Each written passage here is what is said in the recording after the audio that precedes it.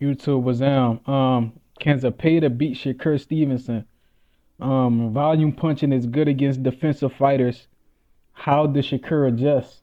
And Shakur needs to punch between punches like Tevin Farmer to beat Zepeda. I'm about to go over all these topics in this video. Let's get it. All right, first of all, can Zepeda beat Shakur Stevenson? Is it possible? I think it's possible. Is it likely? Nah, I think it's unlikely. And the reason I say that is because Zepeda won on a slim margin, 95-94 on all three cards versus Tevin Farmer. And Shakur Stevenson is pretty much Tevin Farmer but bigger, quicker, and more experienced, honestly. Yeah, and um I don't think Zepeda has the type of experience that a Shakur has. Of course, Zepeda has a lot of pro experience. That's good because this is a professional fight. But Shakur Stevenson was um a world class amateur, 8-time gold medalist as an amateur. You between all that shit, I don't think Zepeda got that type of resume. And simply by having all those accomplishments, it means Shakur's seen a lot. It means Shakur has seen the Russian style, the Cuban style, all these different type of styles. He done fought a lot of American fighters, you know. But obviously in the pros, the Mexican style is very prevalent because they train fighters to go pro because that's where a lot of the money is in the pros. Mexico don't have a lot of good amateurs because they skip the amateur circuit, and I believe that the amateur circuit is a very expensive program, heavily funded, and I don't think they have the ability to fund those programs, or they simply don't want to, you know, and they don't want to fund those programs, so they send their fighters straight to the pros, and they fighters develop great pro styles. Canelo Alvarez went straight to the pros. David Benavidez straight to the pros. I believe Cesar Chavez went straight to the pros. A lot of these great Mexican fighters go straight to the pros. And William Zepeda, I don't know if he went straight to the pros, but I could be right about that. I think he did. But going straight to the pros gives you a lot of pro experience, but it don't give you the type of ring generalship and the knowledge about boxing that a person with extensive amateur knowledge has. Even Terrence Crawford, long amateur career.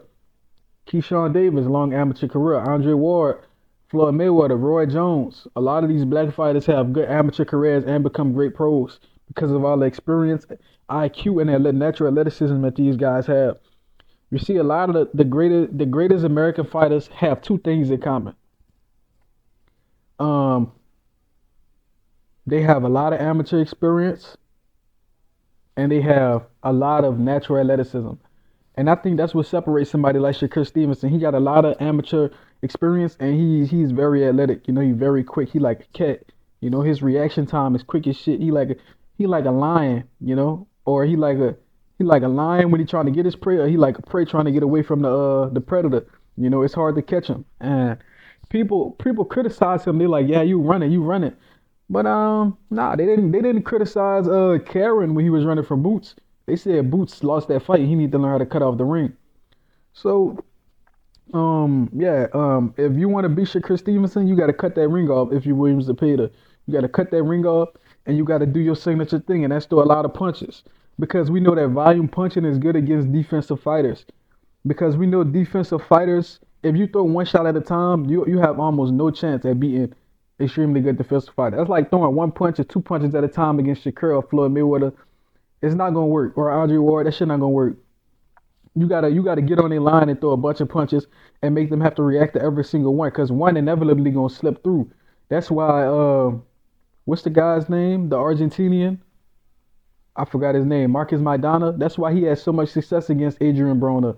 He did good against Floyd Mayweather because pressure fighters do good against defensive fighters because defensive fighters they have to react to so many different things, you know, and that's how you beat them. You got to overwhelm them. But the trick is, as a defensive fighter, you got to adjust. As a defensive fighter, you got to adjust. Think of how Tevin Farmer adjusted against Williams Zepeda when he was throwing all those punches. You know, um, he knocked him down on a pull counter. And think of how someone like who else does good against pressure fighters? Um, Keyshawn Davis did great against Lemos. Keyshawn Davis did amazing against Lemos. Lemos was overweight. Lemos was throwing a lot of punches, trying to overwhelm Keyshawn. But Keyshawn literally would turn him. He would get the outside leverage with his off arm and literally turn him like with a swim move, and he would redirect Lemos's momentum and catch him with big shots.